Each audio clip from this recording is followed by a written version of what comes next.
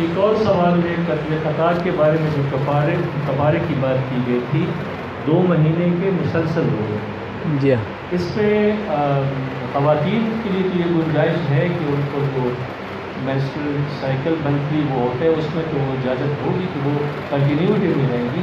لیکن ان کا یہ سوال یہ ہے کہ اگر سفر کی صورتحال پیش آ جائے تو کیا وہ بھی اسی طرح ٹریٹ کی جائے گی جیسے خواتین کا مسئلہ ہوتا ہے؟ اس کو تو ہم ٹریٹ کر سکتے ہیں، شاید اس میں سفر کی نوعیت کو دیکھنا ہوگا. ڈاکٹر صاحب سے گزارش ہے کہ اس کو جی ہاں، اصل قرآن نے تو یہی کہا ہے کہ صیام شہرین متتابعین، کہ 2 مسلسل 2 ماہ کے روزے 60 روزے رکھنے ہوں گے. تو وہ اس کو دیا جائے گا، وہ روزے رکھے جائیں گے خطا کے کفارے میں. یہ کفارہ ہے جو اس نے دینا ہے.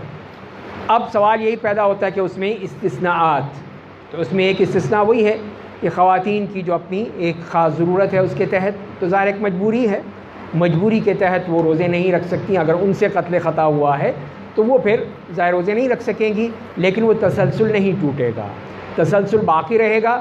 وہ اس کے بعد پھر جیسے ہی معاملہ ختم ہو وہ اپنے روزے دوبارہ شروع کر سکتی ہیں.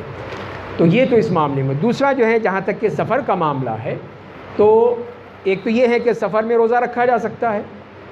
گرمیوں کا سفر ہو تو شاید مشکل ہو، لیکن سردیوں کا سفر ہے اس میں کوئی ایسا مسئلہ نہیں ہے، وہ رکھا جا سکتا ہے. دوسری بات یہ ہے کہ جیسے بھی ڈاکٹر صاحب نے کہا کہ سفر کی نوعیت کیسی ہے. اگر سفر کی نوعیت ایسی ہے کہ جس کے بغیر کوئی چارہ کار ہی نہیں ہے، لازمی پہنچنا ہے، لازمی جانا ہے، سفر کرنا ہے، تب تو اس کے بارے میں دیکھا جائے گا. لیکن اگر کوئی ایسی صورتحال ہے کہ جس میں اس سفر کو ملتوی کیا جا سکتا ہے، سفر کو مؤخر کیا جا سکتا ہے، تو بہتر ہے کہ پھر اس سفر کو مؤخر کیا جائے. اس لیے کہ یہاں پر دونوں حق ہیں. ہر چیز میں ایک طرف اللہ کا حق ہوتا ہے اور ایک طرف بندے کا حق ہوتا ہے. تو قتل کے معاملے میں دونوں حق ہیں. اللہ تعالیٰ کا حق بھی ہے کہ اس نے کہا ہے کہ قصاص لو، اور دوسری طرف بندے کا حق بھی ہے کہ اس کے ایک خون جو ہے وہ بہہ گیا ہے، ایک بندہ مارا گیا ہے. تو لہذا پھر ان دونوں حقوق کا خیال رکھتے ہوئے پھر اس کو چاہیے کہ وہ اس معاملے میں اگر کوئی بات ہے تو اس کو ڈیلے کر دے، مؤخر کر دے، اور پہلے یہ حق ادا کرے جو کہ اللہ تعالیٰ کا حق ہے.